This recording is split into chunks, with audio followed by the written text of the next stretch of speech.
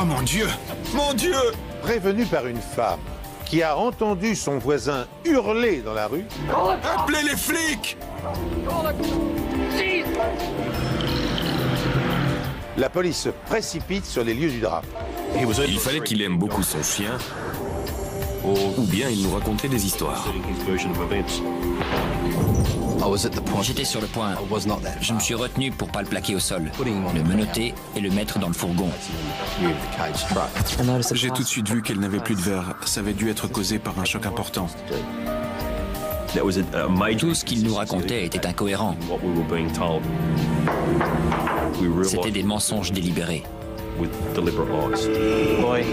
J'ai pris différentes bouteilles et du sang de porc, et j'ai pu recréer la même tâche. Il se passe quelque chose de louche, si vous voyez ce que je veux dire. J'aurais jamais tué ma femme. Je l'aimais et quand je suis parti ce matin-là, ma femme était en vie. Bonjour, je suis heureux de vous retrouver fidèle au rendez-vous pour cette nouvelle émission des Enquêtes Impossibles. Un homme couvert de sang se rue hors de chez lui, totalement désemparé. Quand les policiers arrivent sur les lieux, ils découvrent le corps sans vie de Judith, son épouse. De quelle manière la tragédie s'est-elle déroulée et qui est l'auteur de l'homicide? Les enquêteurs disposent de deux méthodes d'investigation complémentaires pour obtenir des réponses à ces questions. La première est psychologique. En interrogeant sans relâche Ross Brown, le mari de la victime et le dernier témoin du drame, ils vont pointer les incohérences éventuelles contenues dans son récit. La seconde est technique. En examinant la scène de crime comme s'il s'agissait d'un film, les experts vont relever une foule de minuscules indices matériels. Et nous allons voir que dans cette affaire exceptionnelle, les policiers ont poussé ces deux méthodes au maximum de leur efficacité. À notre arrivée, on a tout de suite vu un homme devant la maison. Il levait ses mains en l'air et j'ai vu qu'il y avait du sang sur ses bras, sur ses mains et sur le devant de sa chemise. Il était très agité et il criait « Qu'est-ce qui s'est passé ?» Il y avait du sang sur la poignée de la porte de protection qui était entrebâillée. La porte en bois, elle, était ouverte. À environ 1 mètre de là, à l'intérieur, j'ai vu une femme allongée sur le dos, la tête vers la porte et les bras au-dessus de la tête. Il y avait aussi des bouteilles de bière brisées, apparemment de grandes bouteilles, et une forte odeur d'alcool à l'intérieur. Et je suis allé voir l'homme sur le perron pour savoir qui était cette femme. Il a répondu « Judith Brown ». Je lui ai demandé son nom et il a dit Ross Brown. J'en ai déduit que c'était sa femme et pendant qu'il me parlait, j'ai senti une forte odeur d'alcool sur lui et ses vêtements. Et j'ai vu qu'il avait une entaille au dos de la main gauche. Les ambulanciers lui ont bandé la main. Il a fallu lui demander de se calmer, de s'asseoir. On est là pour vous aider. Mais il était toujours aussi agressif et il nous repoussait. Allez-vous-en de là! Tirez-vous! Agressif serait le terme le plus juste pour décrire son comportement. À un certain moment, il est même allé jusqu'à s'approcher de moi et a hurlé à quelques centimètres de mon visage. Je sentais des gouttes de salive sur mon visage. Chacun réagit différemment dans des situations aussi douloureuses et traumatisantes. Et en général, on fait preuve d'indulgence, mais je n'avais jamais vu un comportement pareil. Ça m'a beaucoup frappé. Laissez-moi! Il insistait pour retourner dans la maison et voir sa femme. C'était la femme avec laquelle il avait été marié pendant 20 ans, mais pour préserver les indices, il fallait tout faire pour l'empêcher d'entrer. Judith Brown était allongée sur le dos dans son vestibule. Elle avait de graves blessures à la tête et il y avait des éclaboussures de sang sur le bas du mur. On peut en conclure qu'elle était par terre quand elle a été atteinte. Près du corps, il y avait un jeu de clés, des lunettes de vue et les goulots de 2 bouteilles de bière. Sur le muret en briques qui séparait le salon du vestibule, il y avait une tache de sang circulaire qui paraissait avoir été laissée par un culot de bouteille de bière. Il était évident qu'elle avait été frappée par un objet lourd. En dehors des bouteilles, il n'y avait rien qui aurait pu permettre de la frapper comme ça. Les bouteilles avaient donc servi à frapper la victime, ou bien l'agresseur avait emporté l'objet dont il s'était servi. Je me rappelle qu'il y avait des traces de pas ensanglantés, mais aussi de pattes de chien sur la moquette et sur le carrelage. On trouve également des traces de pas dans la chambre où les tiroirs et la penderie ont été fouillés. On a tout de suite pensé à un cambriolage, mais ce n'était pas le cas. Les vêtements ont été saisis en paquets, sortis de la penderie et jetés par terre. Les cintres étaient alignés. On ne les avait donc pas fouillés. On avait sorti des vêtements des tiroirs pour les poser en paquets sur le lit. Ça n'avait rien à voir avec le désordre qu'on constate après le passage de cambrioleurs qui jettent tout n'importe comment. Rien d'autre n'avait été déplacé. Les télés, les magnétoscopes, les chaînes stéréo, tout était apparemment à sa place habituelle. On avait maquillé la scène de crime pour donner l'impression que quelqu'un avait voulu cambrioler la maison. Et on sentait qu'il y avait eu un puissant déchaînement de colère et de haine sur cette scène de crime. Et les violences infligées à la victime ne correspondaient pas à un cambriolage qui aurait mal tourné. On a aussi trouvé un morceau de céramique dans l'entrée de la chambre, collé sur la moquette par du sang. Il était très coloré d'un côté, et de l'autre, il était ébréché. Il était taché de sang, et il se trouvait non loin du corps. On ne voyait pas du tout d'où il pouvait venir, et bien sûr, on s'est dit que c'était peut-être un fragment de l'arme du crime. Et est-ce cette arme qui a endommagé la montre de Judith Brown? Il n'y avait plus de verre, alors on pouvait en conclure qu'elle avait été cassée pendant l'agression. Et cette montre, je m'en souviens très bien. Elle indiquait 9h, 14 minutes et 28 secondes. Même la trotteuse s'était arrêtée. Dehors, Ross Brown est toujours aussi agité. Je le voyais. Il était là.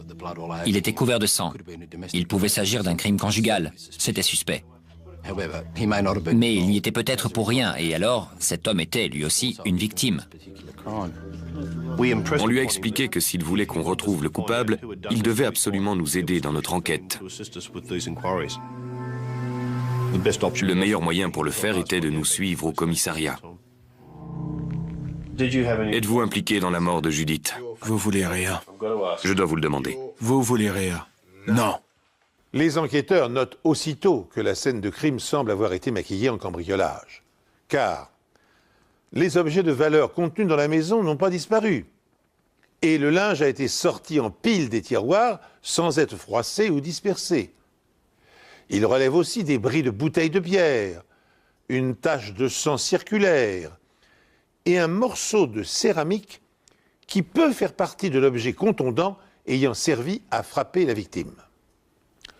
Autre détail capital, la montre de Judith, sans doute brisée lors de l'agression, indique 9h, 14 minutes et 28 secondes. S'agit-il de l'heure du crime à la seconde près? Ross Brown, qui est à la fois témoin et suspect, est convoqué au commissariat par l'inspecteur Fox pour interrogatoire. S'engage alors une conversation sous haute tension. Vous n'êtes pas obligé de parler, mais si tel est votre souhait, tout ce que vous direz sera enregistré et pourra être retenu contre vous. Vous comprenez? J'ai rien à cacher. D'accord. Je suis arrivé à 16h20 et vous confirmez qu'à ce moment-là, vous étiez très contrarié? Tout à fait. Vous aviez également l'air très fâché, vous le confirmez? Oui. Et vous déchargiez une bonne partie de votre colère sur... Tous ceux qui étaient autour de moi. J'ai interrogé Ross sur les événements de la journée, ses déplacements et bien sûr ceux de sa femme Judith. Ross nous a dit que c'était une journée comme toutes les autres. Après les préparatifs normaux de la matinée, leurs 3 enfants sont partis à l'école et Ross s'est retrouvé seul avec sa femme Judith. Je vous ai demandé à quelle heure vous avez quitté Judith et vous avez répondu à 9h ce matin. Oui, vers 9h. C'est ça, vers 9h. Vous avez alors décidé d'aller promener votre chien. J'ai fait la vaisselle comme d'habitude, j'ai passé le balai, j'ai fait les lits, j'ai passé l'aspirateur, j'ai fait les poussières, parce que ma femme travaille et pas moi. De quoi avez-vous parlé avec elle avant de partir? Je lui ai dit que je ne serais pas là l'après-midi parce que je devais emmener mon fils à l'entraînement de football. À quelle heure part-elle travailler? À 15, à 20. Vous êtes sorti avant qu'elle parte au travail? Où êtes-vous allé? J'ai emmené mon chien sur la plage. Sur quelle plage l'avez-vous emmené? La plage du coin. Je savais déjà que ce jour-là, il y avait beaucoup de vent. Il faisait vraiment très froid et il pleuvait par intermittence. Pour passer entre 1 heure et 1 heure et demie sur la plage avec son chien par ce temps, il fallait qu'il aime beaucoup son chien, ou bien il nous racontait des histoires. Il a promené son chien pendant 1 heure ou 1h30 avant d'aller au pub d'Anna Bay, aux alentours de 10h30. Vous avez passé combien de temps au pub? 2 ou 3 heures. Combien de verres avez-vous pris ce jour-là au pub? 5 ou 6 demi environ. Je suis allé au bottle shop et j'ai acheté 2 grandes canettes de bière.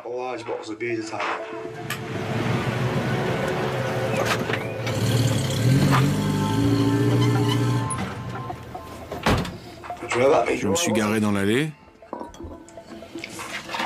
J'ai descendu le chien, je l'ai pris dans mes bras et je l'ai mis par terre. J'ai ramassé mes bières. Je suis reparti et je me suis dirigé vers la porte d'entrée avec mes bières.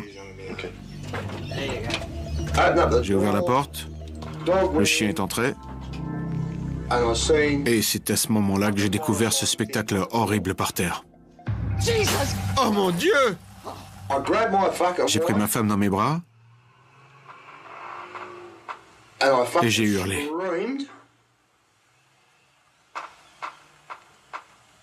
Je crois que j'ai lâché ma bière et je suis ressorti par la porte d'entrée. Je ne sais plus si j'ai fait quelque chose dans la maison ou pas parce que j'étais tout retourné. Vous vous êtes baissé pour la prendre dans vos bras. Oui. Comment avez-vous fait ça? Vous dites que... J'en sais rien. Où avez-vous mis vos bras? Je l'ai prise dans mes bras et je lui ai dit « Judy, Judy, Judy !» Il se rappelle avoir essayé de la relever en la portant et il est possible qu'il se soit entaillé la main à ce moment-là. C'est peut-être à ce moment-là, je sais pas. Je suis sorti en hurlant par la porte d'entrée, je suis allé tout droit chez Belinda et je lui ai crié d'appeler la police. Appelle les flics! La police interroge également une autre voisine qui a assisté à cette scène. Monsieur Brown a entraîné une autre voisine à l'intérieur et après avoir vu la scène, elle est ressortie de la maison pour aller vomir.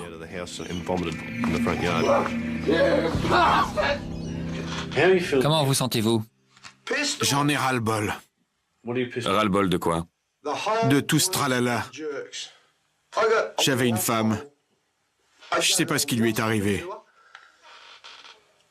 On m'annonce qu'elle est plus en vie. Comment est-ce que vous vous sentiriez? Ça vous contrarierait pas? C'est ce que je veux savoir, ce que vous ressentez. Je suis très en colère. On ne savait toujours pas si c'était l'agresseur ou si c'était un mari choqué et en colère qui cherchait d'une façon ou d'une autre à se soulager. Il n'est pas toujours facile de s'adresser à quelqu'un dans cet état, mais on lui a expliqué qu'il était essentiel pour nous d'avoir une idée de ce qui était arrivé. Comment ça se passait entre Judith et vous? Vous vous disputiez souvent? Vous ne vous êtes pas disputé hier soir ou ce matin? Quand vous vous disputiez avec Judith, c'était à quel sujet? Je suis avec cette femme depuis 20 ans. Probablement pour les trucs habituels de tous les jours. L'argent est généralement à l'origine de la plupart des disputes. C'était une cause de dispute dans votre famille? Si je disais qu'on se disputait jamais à ce sujet, je serais un menteur. Elle vous reprochait de boire ou autre chose? Non. Judith pensait que vous buviez trop? Avez-vous déjà frappé Judith pendant une dispute? Non, A-t-elle déjà voulu porter plainte contre vous pour ça? non, non, non. Rien de tout ça. Non. Ma dernière question sera sans doute la plus difficile. Êtes-vous impliqué dans la mort de Judith? Vous voulez Réa. Je dois vous le demander. Vous voulez Réa. Non, L'avez-vous frappé aujourd'hui? non, Rien de tout ça. non.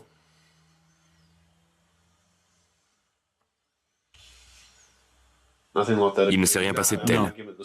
Aucune dispute ce matin. Non, absolument pas. D'accord, ça fait partie de mon travail. Vous voudriez rajouter quelque chose? Non, rien du tout. Ross Brown a donné sa version des événements à la police. A-t-il omis de mentionner certains détails? En a-t-il falsifié d'autres? Ou, s'il est l'auteur du meurtre, s'est-il forgé un alibi? S'il n'a pas menti, et si l'on tient compte de l'heure indiquée par l'amant de Judith, le crime s'est produit quelques minutes seulement après son départ de la maison quand il était sorti promener son chien sur la plage. Pour mettre en corrélation les éléments contenus dans le récit et les faits réels, les policiers retournent sur les lieux pour récolter davantage d'indices. Il y avait des empreintes de pattes et de chaussures ensanglantées dans presque toutes les pièces de la maison. La plupart étaient très nettes, mais d'autres étaient invisibles à l'œil nu. J'ai fait apparaître les traces de sang qui n'étaient pas très nettes en utilisant un produit chimique. J'ai utilisé du violet de gentiane. J'ai identifié des traces de chaussures ensanglantées qui appartenaient à Ross Brown. Et chose intéressante, les petites traces de sang dans la salle de séjour avaient été laissées par le chien, Floyd. Floyd a traversé le salon pour aller jusqu'à la cuisine et il est ressorti par la porte du garage. À côté de cette porte, la police retrouve des traces de pas de Ross Brown. À côté de ces empreintes, il y avait des gouttes de sang, et l'analyse ADN a révélé que c'était en fait le sang de Ross Brown. Elle menait à la porte coulissante que le chien avait apparemment empruntée pour sortir, et il y avait aussi du sang de Ross autour de la chaîne de sûreté. Pendant l'interrogatoire, Ross Brown ne m'en avait pas parlé. Retrouver ses empreintes et son sang sur la scène du crime n'a rien de surprenant. En revanche, l'endroit où elles sont localisées l'est davantage. Le fait que Ross Brown ait marché dans le sang de sa femme et soit allé dans la chambre qui avait été mise sans dessus-dessous nous intéressait. Les traces de pas indiquent qu'il n'y a pas eu un seul aller-retour, mais deux. Il a marché dans le sang. Il est entré dans la chambre, il en est ressorti. Il a encore marché dans le sang. Il est retourné ailleurs dans la chambre et il est ressorti. Ce sont les traces d'une personne très calme, et pas du tout celles d'une personne normalement prise de panique. Plus intéressant encore, Ross Brown a ensuite marché dans le sang de sa femme pour aller jusqu'à cette porte. Il l'a ouverte et apparemment, il a laissé le chien sortir. Ça ne correspond pas au comportement d'une personne qui trouve sa femme baignant dans une mare de sang et qui réclame des secours. On a emporté le pick-up de M. Brown au commissariat de Maitland pour l'examiner et sur le plateau, on a trouvé une trace de patte. Et le résultat des analyses a montré qu'il s'agissait du sang de Judith Brown. Comment s'appelle le chien? Floyd. Floyd. Où était Floyd à ce moment-là? Est-ce qu'il est ressorti ou est-ce qu'il allait et venait? Je crois qu'il se promenait dans la rue. Et on me l'a ramené. Il a demandé à son chien de grimper dans le pick-up, ce qu'il ne pouvait pas faire. Il a dû porter le chien pour le déposer sur le plateau. Le chien a gambadé devant la maison et dans la rue. Pourtant, cette empreinte de pattes ensanglantées était bien visible et bien nette. Logiquement, le sang se serait dissipé si le chien s'était effectivement promené. Mais là, elle était très nette. Si ça s'était passé en fin d'après-midi, si Ross avait déposé son chien sur le plateau, alors que la police était là, elle n'aurait jamais été aussi nette. Il fallait donc savoir de quand datait cette empreinte, du matin ou de la fin de l'après-midi. Les bouteilles brisées posent également problème. Il y avait du verre partout, dans la salle à manger, le vestibule et même dans la chambre. Ça ne correspondait pas vraiment à l'histoire qu'il m'avait racontée. Il disait être entré et avoir lâché les bouteilles en la voyant morte sur le sol. L'autre détail qui a tout de suite retenu mon attention était le cercle de sang sur le mur de séparation dans le vestibule. En le voyant, j'ai pensé qu'il correspondait au culot d'une bouteille de bière et ça ne correspondait pas non plus à l'histoire que Ross Brown m'avait racontée plus tôt. Ça contredisait complètement ce qu'il nous avait dit. S'il avait immédiatement laissé tomber les bouteilles, on n'aurait jamais retrouvé cette trace. Les enquêteurs se demandent si ces bouteilles ne seraient pas l'arme du crime. Pendant l'autopsie, on a remarqué aussi que son bras avait de nombreuses égratignures. De plus, on a retrouvé des fragments de verre incrustés dans sa peau. J'ai alors imaginé que Judith avait peut-être essayé de se protéger d'un jet de bouteille de bière. Une bouteille n'a cependant pas pu causer le traumatisme crânien de Judith. L'entaille de 11 cm et la fracture du crâne sont dues à un objet beaucoup plus lourd. Dans cette entaille, on a trouvé de la matière que l'on a identifiée comme étant de minuscules particules de peinture. Elle se trouvait à une telle profondeur qu'elle devait provenir de l'arme utilisée pour la frapper.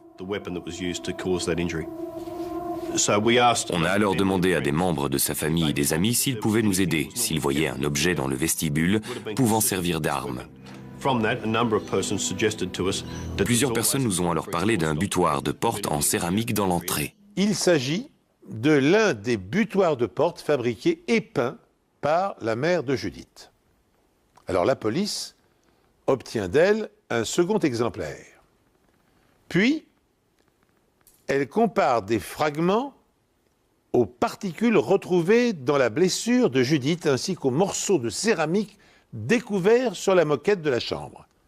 Et ils sont en tout point identiques. Nous étions convaincus que c'était l'arme du crime. Je l'ai ouverte. Vous l'avez poussé, qu'est-ce que Floyd a fait? Il est entré. Il est entré avant vous. Ouais.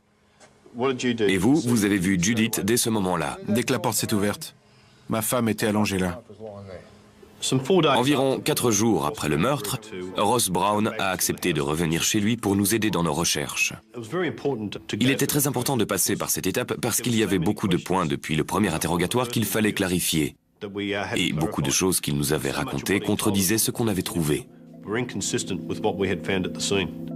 Ross, vous pouvez faire une pause quand vous le souhaitez. Non, ça va. Dites-le nous. Hein. Non, ça va. Pendant cet interrogatoire, Ross nous a de nouveau raconté ce qui s'était passé. Je suis arrivé ici et elle était allongée là. Je suis sûr que la bouteille est tombée. Je me suis précipité par terre. D'accord. La bouteille est par terre, qu'est-ce qui se passe? Je la laisse tomber. Vous savez où le chien est allé? Il est allé par là? Parce que, comme vous le dites, Judith était ici. Il l'a évité ou il a tourné autour? Le chien est là avec nous. Le chien était ici. J'en suis sûr. Il a pu s'en aller par là. Je ne sais pas vraiment ce que le chien a fait après ça. Après vous être relevé, vous ne savez plus. Vous êtes allé quelque part? J'ai pu aller par là. Là, vous me montrez votre chambre. J'ai pu aller dedans en tempêtant. Vous êtes allé ailleurs? Je crois que je suis tombé ici, comme je l'ai déjà dit. J'ai dû reculer et je suis parti à la renverse. Vous vous souvenez d'être allé dans une pièce, dans cette chambre? Ouais. C'était la pagaille partout. C'est sûr, c'était la pagaille partout. Alors, vous pensez être entré dedans? Ouais. Vous êtes revenu ici? Vous êtes revenu voir Judith en sortant? Non, je crois pas. Juste avant que vous quittiez la maison, où était Floyd? Vous avez vu Floyd? Aucune idée. La mémoire des gens, surtout quand ils ont subi un grand choc comme M. Brown, si c'était une victime, peut être altérée. Parfois, elle s'améliore après quelques jours et l'objectif de ce second interrogatoire était de le mettre en situation pour qu'il retrouve la mémoire. Il fallait lui donner une seconde chance de corriger les erreurs de sa première déposition. Les enquêteurs lui font faire le tour de la maison pour voir s'il peut retrouver la mémoire. Êtes-vous venu ici et avez-vous vu quelque chose dans la cour ou rien du tout? Je suis entré par là et je ne me suis pas occupé de cette cour jusqu'à aujourd'hui. D'accord. Cette porte-ci? Oui. Si vous regardez par là, vous pouvez me dire si elle était ouverte, fermée ou à moitié ouverte? Elle devait être fermée. Avant de partir à 9 h, vous avez fermé cette porte à clé? On a dû la fermer à clé bien avant ça. On a dû la fermer avant que les enfants partent à l'école. Vous vous êtes dit qu'elle était encore fermée de l'intérieur?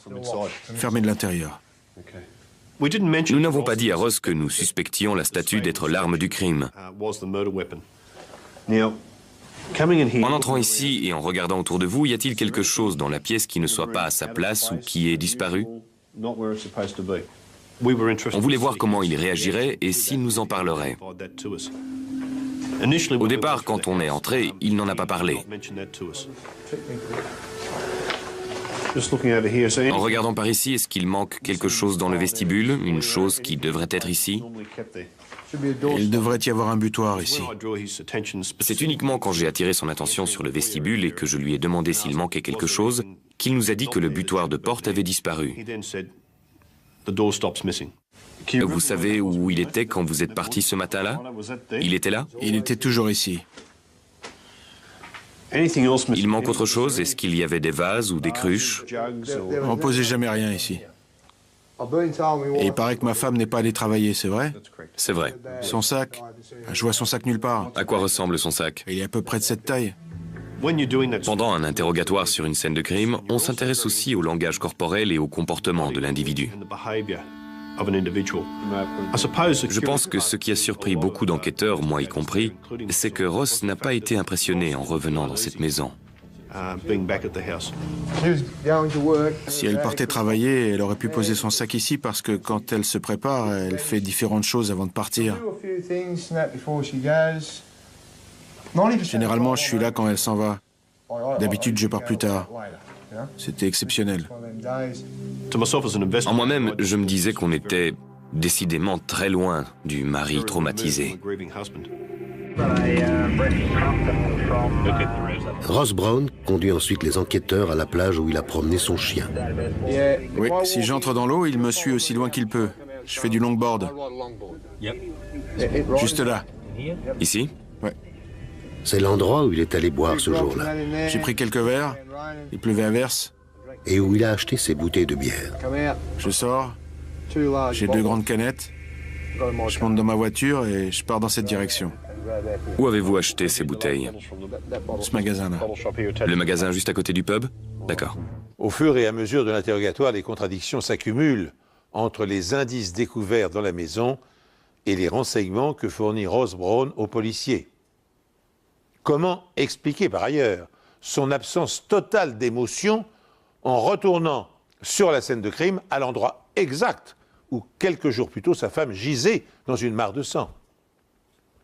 Pour pousser leur avantage, les enquêteurs décident de recueillir les informations au préalable et de les confronter ensuite à la version de Brown. En l'interrogeant sur la provenance des bouteilles de bière, une nouvelle contradiction leur saute aux yeux.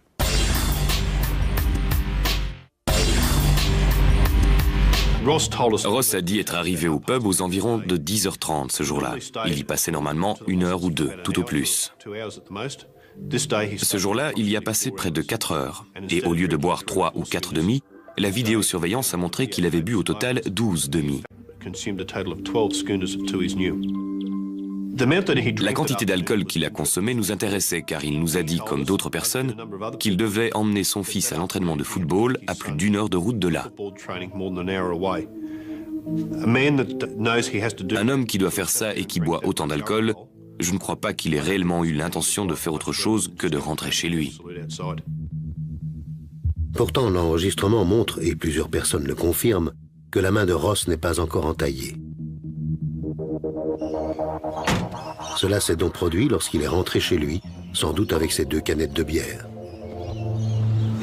Les enquêteurs se sont procuré les tickets de caisse du magasin datés de cette journée. Aucun ticket de caisse ne faisait apparaître un achat isolé de 2 canettes de Tooheys à long col ce jour-là, pas un seul. Et plus important encore, à aucun moment on ne voit apparaître ce jour-là Ross Brown sur la vidéosurveillance du magasin. Dans le cas où la mémoire de Brown serait défaillante et où il se serait approvisionné en bière dans un autre magasin, les policiers poursuivent leurs investigations. Mais aucun ticket de caisse, ni aucun enregistrement vidéo d'une quelconque boutique ne viennent confirmer sa version. Tout ce qu'il nous racontait était incohérent. C'était des mensonges délibérés. La question est, si Ross Brown a tué sa femme, quel était son mobile? Vous avez la même heure? Ouais, Vous êtes rentré à peu près à quelle heure? aux alentours de 2 heures. Ça peut être avant ou après, je sais pas exactement. Je n'ai pas vraiment vérifié, mais je crois qu'on a appelé l'ambulance et la police aux environs de 15 heures. Ça vous donne une idée de l'heure qu'il était? Il était peut-être 2h30. Il pouvait même être 3h moins 20. Il y avait beaucoup d'incohérences dans sa version des faits et beaucoup d'éléments qu'on pouvait réfuter. Mais rien ne nous permettait encore de l'inculper ou d'aller plus loin. C'était vraiment frustrant. On sait où on va, mais il n'y a pas assez d'éléments. La police continue donc de décortiquer le récit de Ross Brown. J'ai pris mes bouteilles sous le bras, comme ça. D'accord, les deux? Les 2 bouteilles. Sous le bras. Ouais, sous le bras. Sous le bras gauche. Même s'ils savent qu'il n'a pas acheté ces canettes, ils doivent vérifier si le verre éparpillé sur la scène du crime peut se répandre comme il le prétend. Je l'ai poussé.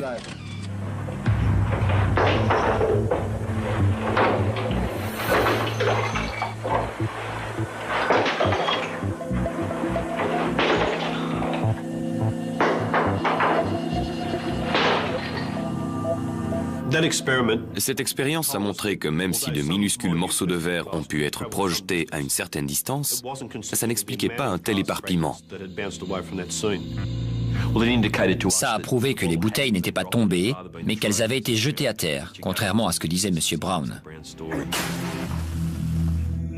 Les enquêteurs s'intéressent ensuite à la trace de sang sur le mur de séparation. Pour tenter d'établir ce qui avait laissé cette marque, j'ai utilisé différentes canettes de bière et du sang de porc, et j'ai pu recréer la même tache. Et le diamètre de ce cercle correspondait au culot d'une bouteille de Tooheys. Il était évident que cette bouteille avait trempé à un moment ou un autre dans le sang de Judith Brown. On l'avait ensuite posée sur le mur de séparation alors que le sang n'avait pas encore séché, avant de la briser près du cadavre. L'élément suivant est la montre. Au cours de son enquête, la police apprend que Judith était une femme très méticuleuse. Elle pense donc que sa montre était à l'heure. Mais s'est-elle arrêtée au moment du crime? J'ai tout de suite vu qu'elle n'avait plus de verre. Ça avait dû être causé par un choc important. Les aiguilles étaient dans l'axe du remontoir. Elles indiquaient 9h14 et 28 secondes. Je l'ai retourné, j'ai démonté l'arrière et enlevé la pile. Il y avait du sang à l'intérieur de la montre sur la platine, le circuit et les contacts. J'en ai conclu que la pile et le mécanisme de la montre se sont arrêtés au contact du sang. L'heure de 9h14 était très précise. Elle s'apprêtait à partir travailler quand c'est arrivé. Même si Ross apparaissait de plus en plus suspect, on n'avait pas de mobile. Le début de l'enquête avait montré que c'était un couple heureux. Alors, s'il avait fait ça, on voulait savoir pourquoi. Qu'est-ce qui a pu le pousser à se déchaîner de la sorte et être aussi violent avec sa femme? Quand vous êtes à court d'argent, elle accepte de vous en prêter? Si ça arrive, elle me demande combien je veux. Pendant des mois, on a étudié la situation financière de cette famille. Et tout à coup, on a pu s'en faire une idée claire. On a découvert qu'ils avaient placé une forte somme d'argent sous la forme d'un dépôt à terme. Ce dépôt était uniquement au nom de Judith. Sa famille nous a dit que Ross était un panier percé et que Judith devait par conséquent veiller sur l'argent de la famille. J'aime jouer aux courses et boire quelques bières. Mais le couple dispose d'un compte commun. 6 semaines avant le meurtre de Judith, le solde était de 7 600 €. On peut miser 20 € et jouer sur toutes les courses de Sydney. Le 1er juin, la veille du meurtre, Ross Brown a retiré la totalité de l'argent de ce compte. Il ne disposait d'aucune réserve d'argent, en dehors du dépôt à terme au nom de Judith. Le même jour, Ross Brown contacte sa banque. Il veut savoir de quelle manière il peut transférer le dépôt à terme sur le compte commun. L'employé lui répond que, pour ce faire, il doit obtenir l'autorisation écrite de sa femme.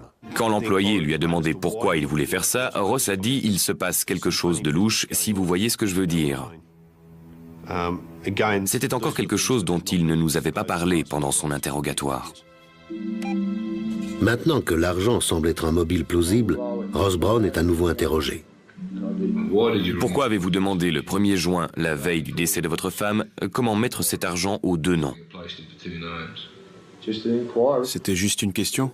Est-ce que c'était possible? Avez-vous déclaré que c'était parce qu'il se passe des choses louches, si vous voyez ce que je veux dire?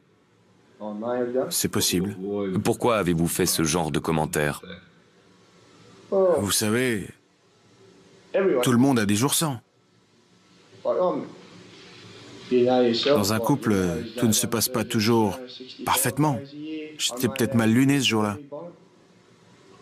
Quelles étaient ces choses louches qui se passaient? Elle m'en voulait un peu d'être rentré en retard et on a eu quelques mots, mais rien de grave.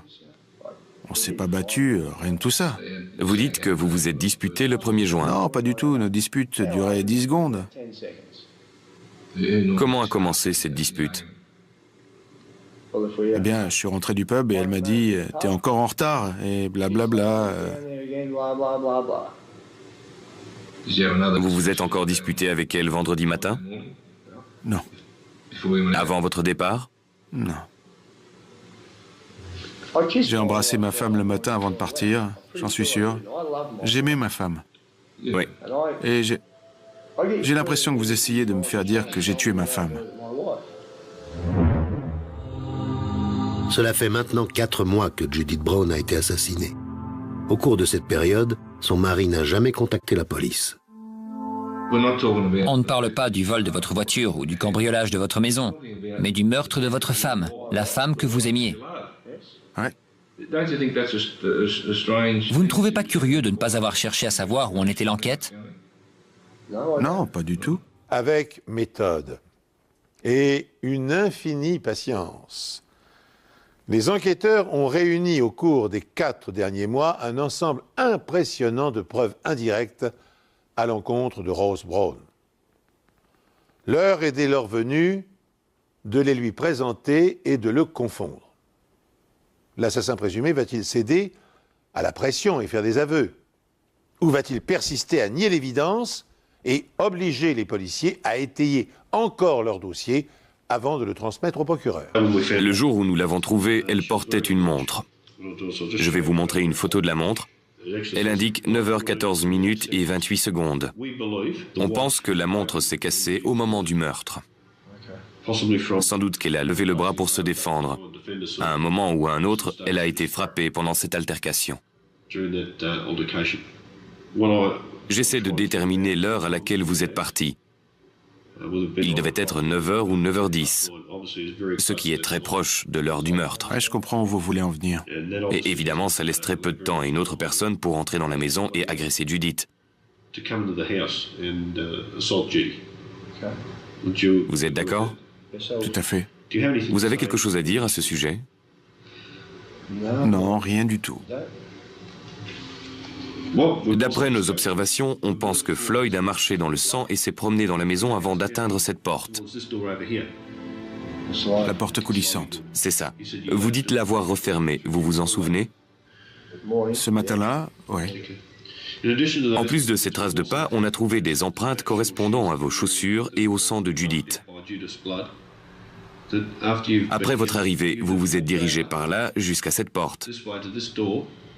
Il y avait du sang, qui a été identifié comme étant le vôtre, sur cette porte, mais aussi sur la chaîne de sécurité. Il semble que vous ayez dégagé la chaîne de sécurité pour ouvrir la porte, parce qu'on ne voit plus d'empreintes de Floyd après ça. Vous êtes allé ouvrir cette porte pour faire sortir le chien. C'est possible. Vous voyez ces petites coupures et ces lacérations? Ouais. Pour être honnête, on dirait du verre.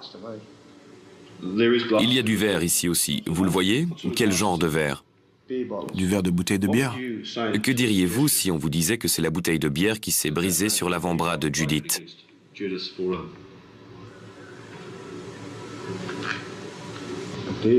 La bouteille qui s'est brisée sur l'avant-bras de Judith? Ouais, c'est une possibilité. Vous aviez 2 bouteilles ce jour-là, Ross. Ouais, je suis sûr que j'avais 2 bouteilles. La quantité de verre correspondait à celle de 2 bouteilles. D'accord.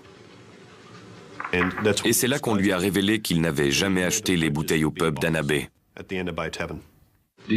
Vous les avez sorties de votre réfrigérateur parce qu'on est certain, tout à fait certain, et on peut vous le prouver, que vous ne les avez pas achetées ni dans ce magasin, ni au pub. Vous me dites ça maintenant?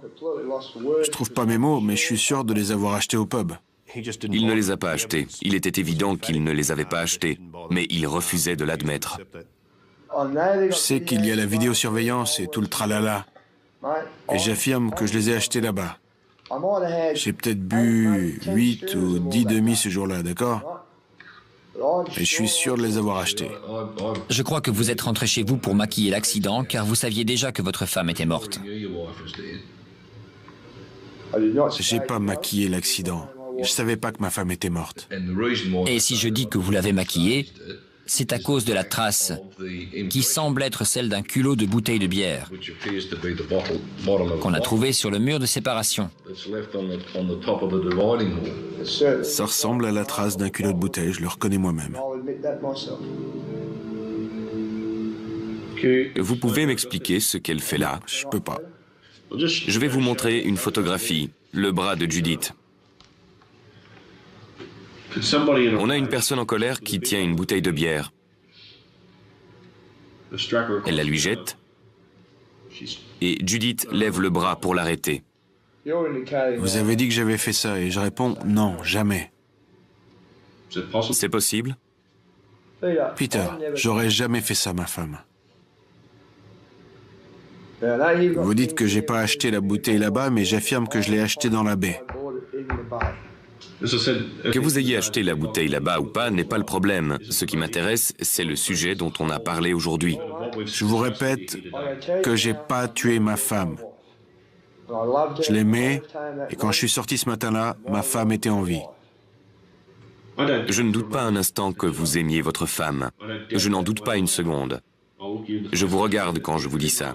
Tous les gens à qui j'ai parlé, avec qui j'ai eu des contacts, me l'ont confirmé. Voilà quelle était la situation chez vous. Vous buvez et vous jouez. Comme tout le monde. Les disputes entre vous et Judith tournaient toutes d'après ce que j'ai pu établir autour de vos dépenses. Je pense que ce jour-là, vous étiez sur le point de partir au pub. Ça s'est passé le matin et tout a eu lieu en un éclair. Judith vous a fait une remarque, elle a dû vous reprocher d'aller au pub pendant qu'elle allait travailler. Vous vous êtes senti frustré et vous l'avez dit vous-même, quand vous êtes contrarié, vous ne vous contrôlez plus. Vous l'avez dit. Je suis quelqu'un de très calme. Mais si on m'agresse, je deviens incontrôlable et personne ne peut m'arrêter. Dans un laps de temps très court, 10 secondes, peut-être 30 secondes, vous avez fait quelque chose à Judith. Et dès que ça a été terminé, je pense que vous vous êtes assis en vous disant « Qu'est-ce que j'ai fait ?» Vous avez paniqué, vous ne saviez plus quoi faire. Et puis, vous vous êtes dit « Je vais aller à la plage pour retrouver mes esprits ». Vous êtes parti avec la statue et votre chien. Vous êtes allé au pub pour avoir un alibi et vous y avez passé la journée en espérant que quelqu'un découvrirait le corps de Judith, mais ce n'est pas arrivé. Le temps a passé et il a fallu partir parce que les enfants allaient rentrer de l'école. Vous avez eu la décence à ce moment-là de vous dire qu'il ne fallait pas que ce soit eux qui la trouvent. Et vous êtes rentrés. Si on récapitule tout ce qui a été dit aujourd'hui, je pense que tout pointe dans cette direction. Si vous avouez, vous aurez des circonstances atténuantes et la Cour en tiendra compte. Elle prendra ça en considération parce que je sais, tout le monde me l'a dit, que vous pouvez exploser soudainement. J'ai demandé à un expert psychiatre de regarder vos interrogatoires. Je lis le commentaire de ce psychiatre, écoutez ça.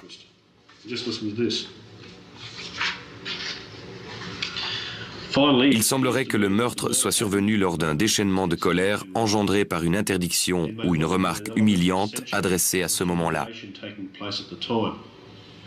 Cela suffirait à un individu comme Ross Brown pour perdre son sang-froid et se comporter de manière impulsive et violente.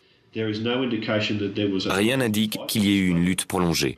Le meurtre semble au contraire avoir été commis de façon brutale, impulsive et rapide. Je peux dire quelque chose ? Je suis sûr à 100% d'avoir acheté la bière au pub d'Annabé. Et tant que je resterai assis là et en vie, sur la tête de mon père, j'ai pas tué ma femme. Je suis désolé, Peter. Inutile de vous excuser.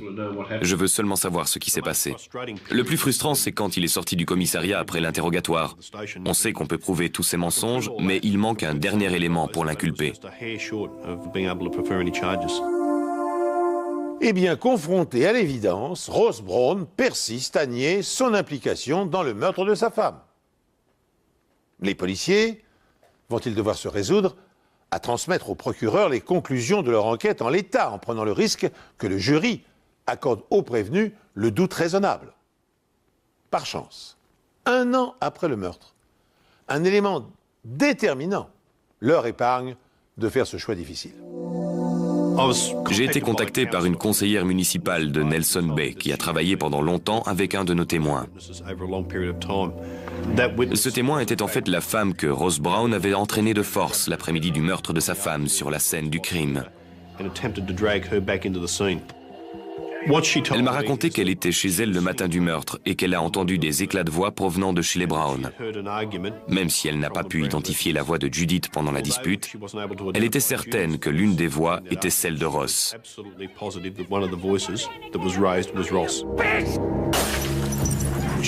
Elle m'a dit avoir entendu une femme crier, mais elle a pensé que c'était une simple dispute. Elle m'a dit que cette dispute avait eu lieu à peu près entre 9h10 et 9h15 et qu'il était parti une dizaine de minutes plus tard. Selon elle, Ross Brown l'a aperçue ce matin-là pendant qu'elle se trouvait à sa fenêtre. C'est pour ça qu'elle ne pouvait pas venir nous voir. Cette déclaration corrobore celle faite plus tôt par un autre voisin qui a vu le véhicule de Ross Brown dans l'allée à 9h10 ce matin-là. C'était le dernier élément qu'il nous manquait. Je me suis assis et j'ai examiné tout ce qu'on avait rassemblé pendant les 18 derniers mois. J'ai alors estimé qu'il y avait assez de preuves pour inculper Ross Brown du meurtre de sa femme. Après un procès qui dure 5 semaines, le jury déclare Ross Brown coupable du meurtre de sa femme. Le juge le condamne à une peine de 18 ans de prison avec la possibilité de bénéficier d'une libération conditionnelle à partir de l'an 2017. Le butoir en céramique utilisé pour frapper Judith à mort n'a jamais été retrouvé. Sans doute est-il toujours enfoui quelque part dans les dunes d'Annabé. Ainsi s'achève cette émission. Merci de l'avoir suivi. Je vous donne rendez-vous bientôt sur cette antenne pour un nouvel épisode des Enquêtes Impossibles, cette série qui vous dévoile les secrets de la police scientifique.